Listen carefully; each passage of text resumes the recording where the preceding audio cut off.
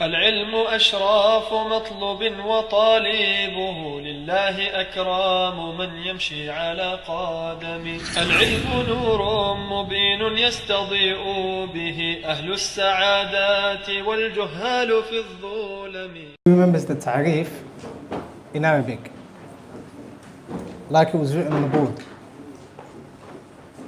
تفضل أخي. نعم. مبادلة عين أو منفعة مثلا مباحة بدون ضرار أو مقابل بمثل أحدهما بغير ربا ولا غرض. طيب بغير ربا ولا غرض. What is the asl for all types of transactions? Hamza. Halal. What is the qaida that the fuqaha and usuliyun they mention for this? طيب. نعم. الأصل في الأشياء الإباحة. The asl, the original ruling for muamalat, dealings, for buying and selling, and أشياء in general is al-hil. طيب. That's the opposite of what? Al-ibadat. The asl for ibadat is what? Al-waqf wal-man'. نعم. So you say al-asl في العبادات al-waqf or al-man', and that is the complete opposite. طيب. Based on that, based on al-asl في الأشياء al-ibaha, do we have more evidence in bab al-buyu' or muamalat or al-ibadat? Al-ibadat. Because if you want to know if something is halal or haram, and a certain type of transaction, the asl is that it is what? Halal. Therefore, in order to make it muharram, if two people are debating over whether or not a certain transaction is halal or haram, who needs to bring evidence proving that it is halal or haram? The one that is claiming, excellent. The one that is claiming it's haram has to bring evidence that it is haram. The opposite for ibadat. طيب. We mentioned some principles, some qawa'id principles for all types of transactions that are haram, impermissible. Do you remember any of them? Jabir. نعم. كل بيع اشتمل على الربا فهو حرام. وأحل الله البيع وحرم الربا, as Allah Jalla wa Ala says, and we shall see. So every type of transaction that has riba in it, it is muharram, and we shall see riba inshallah, and usually in the next class or for the next class. طيب Abdullah.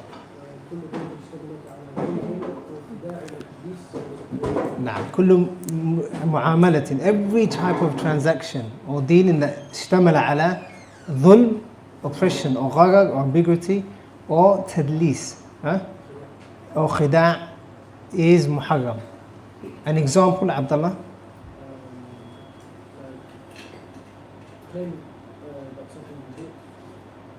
Claiming?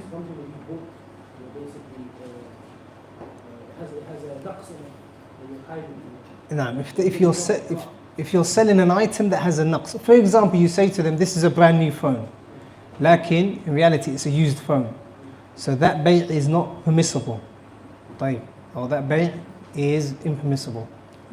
What are two other principles? طيب.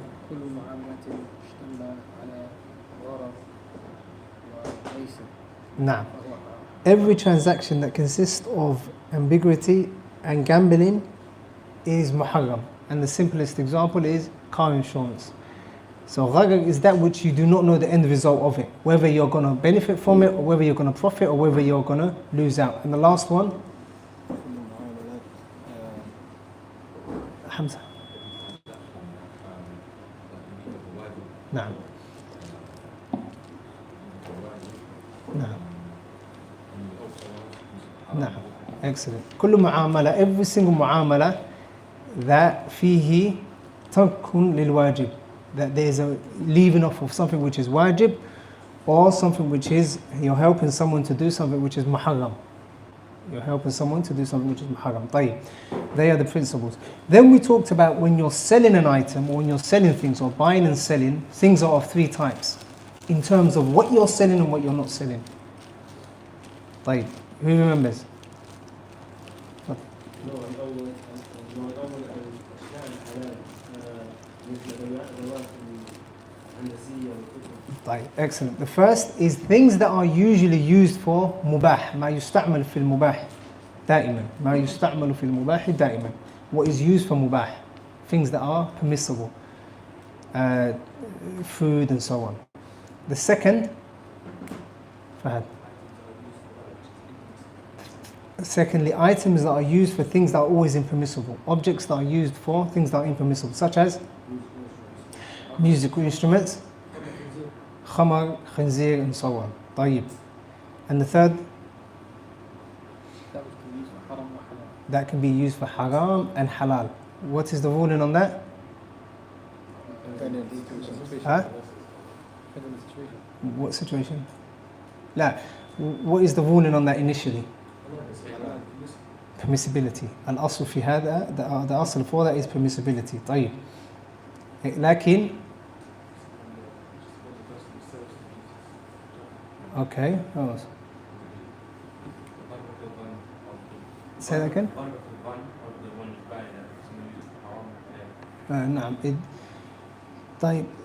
نعم. So the أصل for it is that is halal. لكن if you see that the person that you're selling it to is going to use it in a haram manner, in a haram way, then it is not permissible to sell it to him. For example, if fitna erupts between a group of Muslims and you're selling weapons, guns and so on, and then someone comes to you who's from that family that is involved in the issue, you know that they're going to use it for what? Obviously to kill another Muslim, so it's not permissible for you to sell it to him. It's not to say that weapons are haram to sell, lakin to this individual at this given time it is impermissible. طيب. كتاب البيوع يعني أي هذا كتاب البيوع يعني this is كتاب البيوع. شروط البيع. So the Shaykh now starts off with شروط البيع. But before the shurud he says الأصل فيه الحل. الأصل فيه, the original ruling, the default ruling, الحكم المستصحب is al-hil, it is permissibility. Al-asl, we shall see when we're studying usul al-fiqh inshallah, asl has many different meanings. Lakin we'll see that in the next class, بإذن الله. The Shaykh says, قال الله تعالى وأحل الله البيع وحرم الربا. So the mushrikun, they said riba is equal to, similar to, or bay' is like riba. Then Allah Jalla wa Ala refuted them by saying, وَأَحَلَّ اللَّهُ الْبَيْعَ وَحَرَّمَ الرِّبَا. Then Allah subhanahu wa ta'ala made al-bay' halal and made al-riba haram. طيب. So in this verse, Allah subhanahu wa ta'ala tells us that it is permissible. Also in the sunnah of the Prophet sallallahu alaihi wasallam, we find that the sunnah al-qawliya, the sunnah of the statements of the Messenger sallallahu alaihi wasallam, the sunnah al-fi'liya, the sunnah of the actions of the Messenger sallallahu alaihi wasallam, and the sunnah at-taghririya, the sunnah that was done in the presence of or the things that were done in the presence of the Prophet sallallahu alaihi wasallam, and he agreed with, he did not condemn. All types of three sunnahs, all three types of sunnahs show the permissibility of al-bay' as well. So we hear that the Messenger saying al-bay'ani bil-khiyar ma lam yatafarraqa. Al-bay'ani, the two people that are selling, the buyer and the seller are, or they have a choice, as long as they don't disperse. We have sunnah where the Prophet sallallahu alaihi wasallam bought and sold stuff himself. Salawatullahi wa salamuhu alayhi. Thirdly, we have the companions of the Messenger sallallahu alaihi wasallam buying and selling in the presence of the Messenger sallallahu alaihi wasallam, and he did not prevent them from doing so. Also, the ijma' of the Muslims, regarding the permissibility of buying and selling, or al-bay'. And also the aql salim, the aql, the intellect. Why? Because no one has everything that they need. You may have money, like you may require a car. You may have money and you may require a car. The person that's selling the car may require money, he needs money and he's got a car. You need furniture and there's a person that's selling furniture. So the aql salim necessitates, the correct understanding necessitates that buying and selling are permissible. طيب. فجميع الأعيان, the Shaykh says, فجميع الأعيان من عقار وحيوان وأثاث وغيرها يجوز إيقاع العقود عليها إذا تمت الشروط. For everything, the Shaykh says, every type of item, من عقار, from real estate, وحيوان, and animals, وأثاث, and furniture, وغيرها, and other than these things that the Shaykh has mentioned, يجوز إيقاع العقود عليها. It is permissible to draw contracts and to buy and sell these items إذا تمت الشروط, if the conditions are met. So what the scholars mean when they say عقار is كل ما لا ينقل, everything that is not transferred, everything that you can't move, houses and items that you can't move. These are gardens and farms, and these are the sort of things that are meant by عقار, things that you can't move. As for حيوان, it's clear حيوان وأثاث وغيرها. So it is permissible to buy and sell these items if the conditions are met. So the Shaykh says إذا تمت شروط البيع. طيب. There's something that you need to know, or you need to write down, which is شروط في البيع and شروط البيع. شروط البيع. طيب. شروط البيع, conditions of buying and selling. شروط في البيع, conditions within the buying and selling, within the bay'. Does anyone remember somewhere that we've seen these two sets of conditions? شروط البيع and شروط في البيع. If you know, put your hand up. If anyone knows from the sisters, maybe they can put their hand up. Or they can say it out. Kitab and nikah. Excellent. Is that what you were going to say? Naam, kitab and nikah.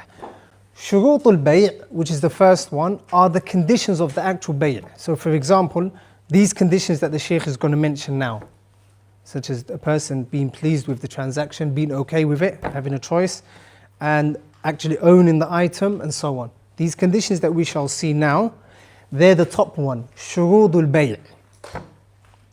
Lakin there's something called shurutun fil bay'. See, the bottom one has a fee, the fa and the ya, fee. Shurutun fil bay', they're the buyur', or they're the conditions that the two people, the buyer and the selling, they place as something which is idaf, something they add to the transaction. La, they both are contracts. Lakin, for example, the first one, shurudul bay', is a condition, from the conditions is that I must own the item that I want to sell. Sah? طيب. From the conditions of selling, according to the Sharia, is that the person I'm selling to has to be pleased with the transaction. I can't force someone to sell their items. طيب. Lakin the second one is something which is a benefit for me or you or both of us that are selling the items. Lakin it is an extra condition that we've placed. طيب. For example, I say, listen, I want to buy a car from you. I want to buy your car off you. You say, طيب, you can have the car, you can buy the car, lakin allow me to transfer all my stuff, move my stuff from my house to another house. I'll sell the car to you. That's a condition. That condition is valid. That condition is valid. Who remembers a condition in Kitab al-Nikah, مثلا? Abdullah. So, for example, one of the conditions that a woman stipulates that you can't marry another. Naam. If a woman puts down a condition, مثلا, a brother wants to get married, they want to get married, and the sister says, listen, I put a condition down. So what are the conditions anyway? In general, that there's a wali and so on, sah? طيب. So the conditions of the Sharia has laid out are separate. But she now puts an extra condition and says, you cannot get married again.